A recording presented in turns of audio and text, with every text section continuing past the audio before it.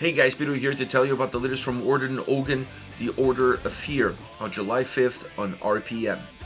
The album has 11 tracks, 48 minutes in length, and this is the band's 8th full-length studio album. They are a German power metal band.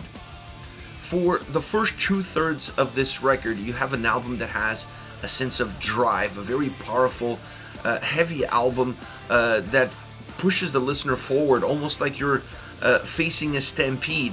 It's just coming at you. It doesn't seem to break. It doesn't seem to slow down. There are some nuances from song to song, but at the end of the day, the commonalities that the tracks have and that sense of forward motion is always present, and it almost takes your breath away because, like I said, there's no pauses, there's no breaks, there's no sense of slowing down. And then you get to the last third of the record, a last third that's completely different from everything else that you heard up until that point, starting off with My Worst Enemy, the power ballad of this album. Then you have a little bit of an interlude, and then the record closes off with A Long Darkness. In my humble opinion, the most textured, the most intricate song that this album has to offer, 8+ minutes, a really engaging and a really powerful song to finish off the album. Now, that song finishing off the album makes total sense to me. The way it's constructed, the story that it delivers, the final remarks, if you will, opening a door, slightly cracking a door open, but perhaps closing a lot more doors on the way to the finish line. So it's a perfect song to really put the finishing touches on this record. But I felt like a track like My Worst Enemy, the power ballad of this record, perhaps a little bit earlier on in the track listing would make more sense, because you feel like there is room for a break, there is room for a little bit of a slow down in the way this album develops itself. And that slow down shows up in that song, but it shows up really deep into the track listing.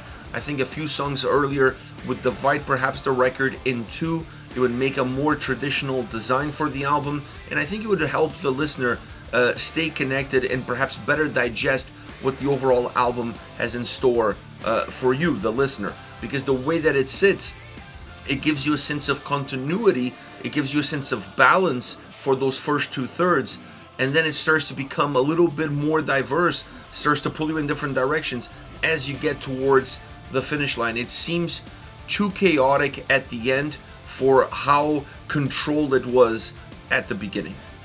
As far as the sound is concerned, I love the fact that they went with a more metal, a more rock, a more guitar-centric sound approach for this record compared to Final Days. Final Days was definitely a lot more synthesizer driven, and I understand that from a concept standpoint, but this album takes you almost more towards the roots of the band, and it allows the overall soundscape to surround itself with great guitar sound that becomes the calling card on every single track. And that is not to say that the keys are still not present, that the keys are still not playing a role, because they are present on this album, but it's a different way of telling a story. It's a different way of presenting that story sound-wise, allowing the keys and the orchestrations that come with it to be a little bit more of a layer, to be a little bit more of a slight atmospheric element, and not necessarily using it as a predominant role in terms of what the songs have to give, not just from a melodic standpoint, but even from an atmospheric standpoint. This is a record that puts more focus and more emphasis on the big guitar sound. It has almost an arena rock feel to it in terms of how big it sounds, and sounding big without the orchestrations really puts an emphasis on the guitars, but also on the drums that complete that soundscape, that give a little bit of a push to those guitars to be in the forefront. And it's not just the riffs, it's not just the melodies, it's not just the thickness of some of those riffs, it's also the guitar solos on this record. The guitar solos on this album are almost larger than life. They have a lot of brightness, they have a lot of energy, they bring an old school aroma to it, really jumping out and creating like these incredible pockets within the songs where it becomes almost a fantasy world without having to resort to those keys, without having to resort to the orchestrations, keeping the sound larger than life but guitar centric. Like I said earlier, bringing an arena rock experience almost on every single track that this album has to offer. So it's an album that has that baseline, it has that starting point, but then the production behind it is what really allows it to come to life. It's what allows it to come to fruition. that production that uses orchestrations keys more as a layer, more as a way of completing ideas, of completing images, of completing stories, creating a little bit more of a texture sound experience, but always relying on the guitars in the forefront and the drums behind it to kind of push it all together and make the songs as big, with as much volume, but also with as much substance and depth as possible. Vocal-wise, Seb is excellent on this record. A really consistent performance from start to finish. I felt like at times the vocals on this record are not necessarily in the forefront, or at least throughout the album, they never really feel like they are in the forefront. They really find somewhere slightly behind the guitars. The overall sound is a lot more predominant in the vocals while still being impactful and being a core element of this album. They're not necessarily driving the experience.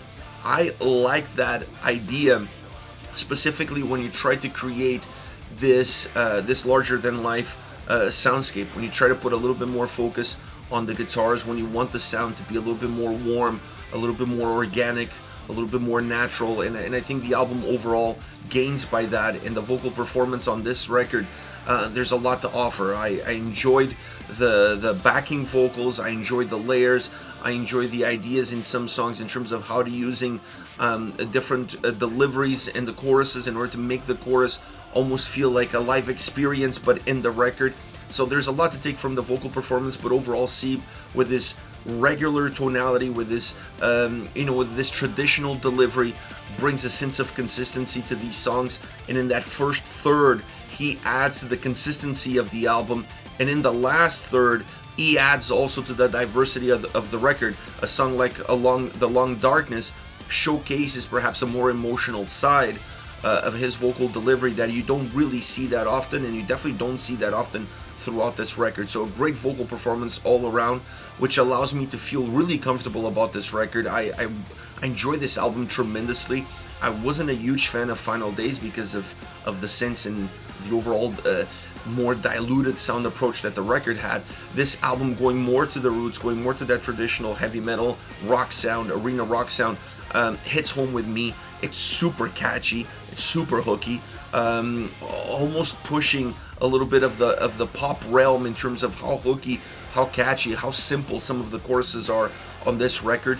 But that is also part of Orden Ogan, and if you're a fan of the band, I don't think you're going to be surprised by it. I think you're just going to be happy that this album kind of has a little bit of its roots in the origins of the band, and this is an album that really feels like a throwback album, even though sound-wise it's super modern, well put together, well constructed, and well delivered. Now, as far as favorite songs are concerned, I have to start off with the opening track on this record, Kings of the Underworld. Great opening song, off to the races immediately, a stampede of sound, and the vocals really help with that movement. It's a song that's melodic, that's heavy, that has a big size. The chorus is extremely hooky. Using backing vocals and choirs in that chorus really helps define it. Not just define what the chorus is, but define that hook, those hooks that it has, that memorable approach that it has vocally, and then how it infuses that into the sound itself, and how it adds melody to the sound itself. It's really well put together. It's a bright, fun sounding song with a great vocal performance, with outstanding guitar solo section that just brings that light again into the surface, but now through the guitars, not through the vocals, not through the keys. It's a song that's all about brightness, it's all about size. Great way to open the record, because it's a song that has a great tempo to it, so you immediately hooked to this record. It's a song that has that more traditional power metal sign behind it, and it works really well as an opening track. Then I have to mention the song Conquest. Now, this is a track that also has an amazing chorus. I love the vocal layers on the chorus, and I love how they tie in with the keys, really meshing together, creating this nice experience between the two elements. And once again, another hooky, another rich sounding chorus. The verses are a little bit more guitar drum driven sound, which allows it to feel a little bit heavier, a little bit thicker, and that is what allows the chorus to really separate itself, because the chorus is more explosive, it's brighter, it's more melodic. The keys ensure that it has that melody infused into it, not driving the sound of the chorus, but creating a positive impact on the overall melody and richness that it gives. And it's a song that really pushes you towards that chorus, and the chorus is what makes this song memorable. The verses are just the appetizer for that main course. Last, and definitely last but not least, the Long Darkness. This is the closing track on the album, the longest song on the record, 8+ minutes, and it is a majestic song. Now, it's a majestic song because it's almost built like a prog power metal track. Not necessarily that the sound is proggy. This is not a song that you're going to get a lot of technical elements or even prog influences into the sound itself. But it feels like a prog power metal song because of the way it's constructed, because of how it has all of these different pieces in it, and they find a way to connect these pieces and somehow create a final puzzle that finishes off the record. It's a song that at times feels cinematic, it's majestic, it's larger than life. It has great sound, great versatility, great diversity of sound, moving from a power ballad to a more heavier, almost classic heavy metal song with some power metal elements here and there. It's a track that has all of these different layers, all of these different flavors that it one goes away, the other one comes in, the other one goes away, another one comes in. It's a song that has incredible movement, and that's in having all of these different pieces together to make this overall big puzzle is what makes this song super entertaining and super engaging. You don't even necessarily realize how long this song is at the end of the album. Honestly, it feels like it's 3.5 minutes. And that's a sign of greatness. When you have a song that's over 8 minutes and it feels like it's 3.5, it tells you that it's engaging, that's entertaining, that you lose track of time because of how good it sounds and how good it feels. It's also a song that has a great vocal performance behind it. I touched this before earlier on in my review. I felt like the vocals on this track were more emotional in the way they came across, in the way they were delivered, and the way they were intertwined with a sound that was created, still with very powerful guitars, in the more power ballad sound, but even outside of that. And it is an outstanding journey with incredible ups and downs, incredible ebbs and flows. Definitely an exclamation mark at the end of this album.